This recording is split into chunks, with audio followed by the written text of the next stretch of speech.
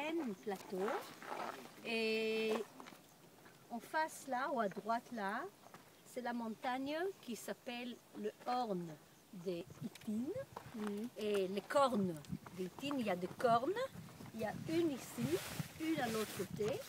C'était autrefois, c'est une montagne volcanique. Donc nous allons monter sur une corne et descendre.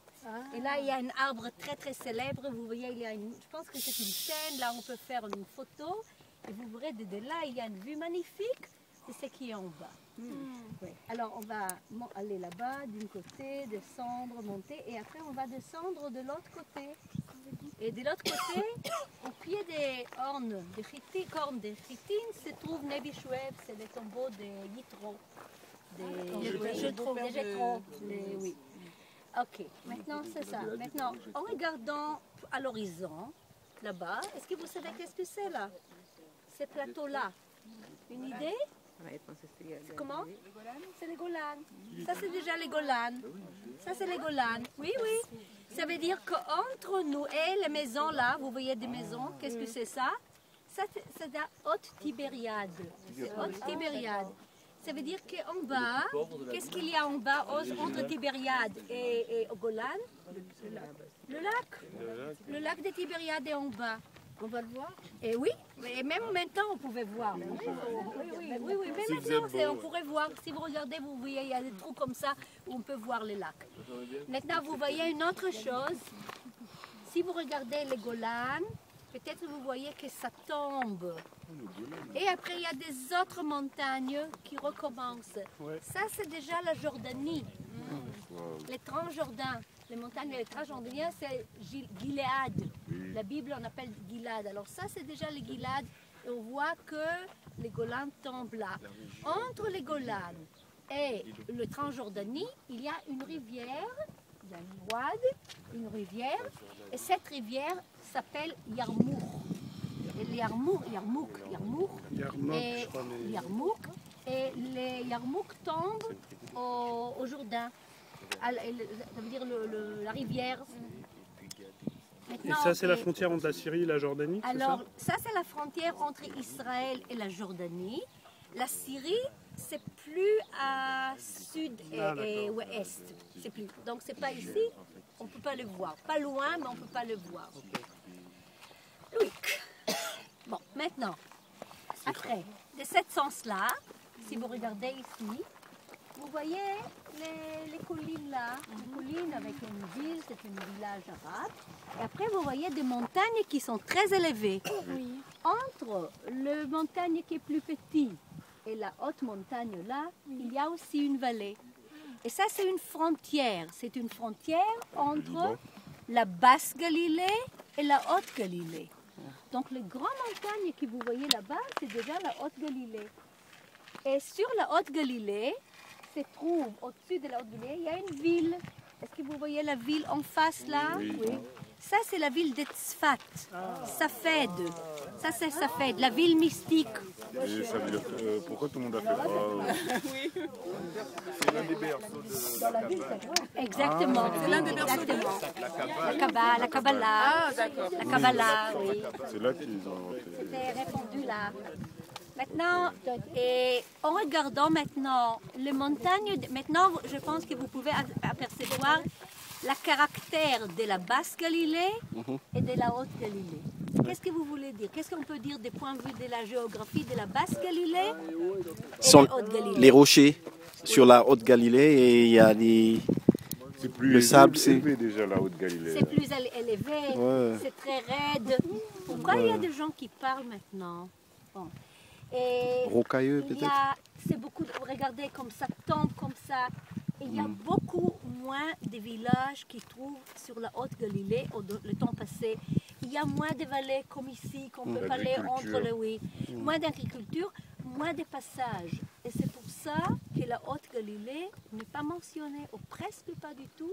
Et on peut voir que selon la géographie, on peut aussi comprendre pourquoi il y avait beaucoup moins de villages et des histoires qui passent là-bas. Ok? Bon. Tandis qu'ici, nous voyons dans la basse Galilée, nous avons une montagne, des vallées, des montagnes, des vallées. C'est très facile à traverser ici. Ok. Alors ça, c'est la grande différence.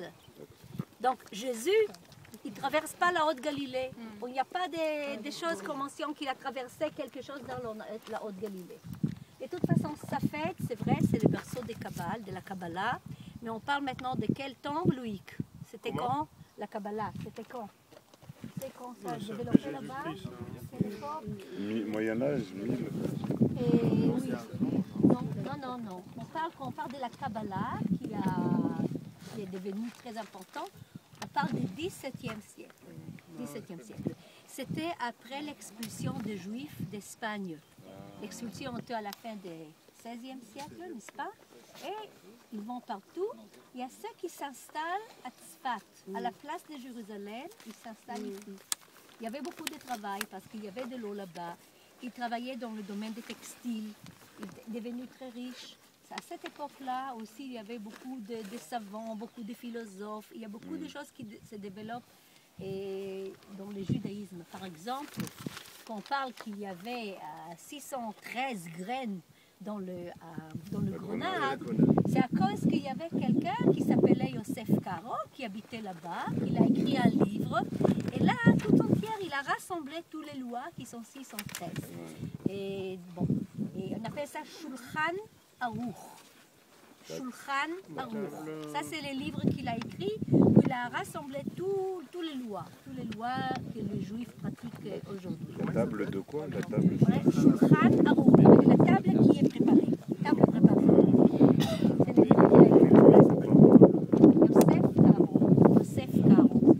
Et des autres choses, il y avait alors Ari Akadosh, c'est celui, Ari Akadosh, c'est celui qui a écrit qui a fait la Kabbalah. Après, il y avait le Kabbalah. Qu'est-ce que c'est la Kabbalah? Qu'est-ce que c'est cette truc mystique, là. Est-ce que vous avez appris un peu de qu'est-ce que c'est? Non, pas du tout. Ça vient de la racine de recevoir. Oui, c'est le 4e niveau d'interprétation. Oui. Au niveau du sol. Mais c'est une interprétation spéciale de la Bible. Vous savez qu'il y en a, oui, que chaque lettre c'est un chiffre, oui. On appelle numérique. C'est une façon. Il y a beaucoup de choses là-dessus, c'est beaucoup plus profond que ça. Mais de toute façon, Kabbalah est quelque chose qui aujourd'hui est très moderne, très répandu. Même Madonna, Will Smith. elle est devenue kabbaliste. Non, c'est fini. Elle n'est plus kabbaliste. Elle a envoyé un mail. Elle a adopté des enfants. Mais Will Smith aussi. Ah, Will Smith, il est scientologue. Scientologue comme Cruise. Comme Tom Cruise et Tom Cruise. De toute façon, c'était pour le judaïsme, 17e siècle et 16e siècle, le 17e siècle, on appelle ça l'âge d'or pour le juif, et c'était ici à Safed. Donc ça, c'était le centre culturel très très important pour le judaïsme à cette époque-là. Et cette ville-là, c'est très intéressant de visiter la ville. Il y a aussi des gens religieux qui s'installent là, il y a des artistes, tout ça, il y a une colonie des artistes.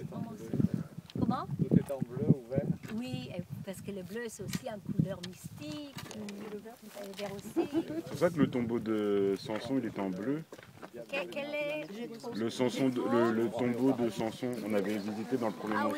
Il était bleu, le bleu pour c'est chasser toujours une les couleur, mauvais esprits. Oui. Bon, ok, maintenant on va continuer. Vous avez des questions? On va y aller à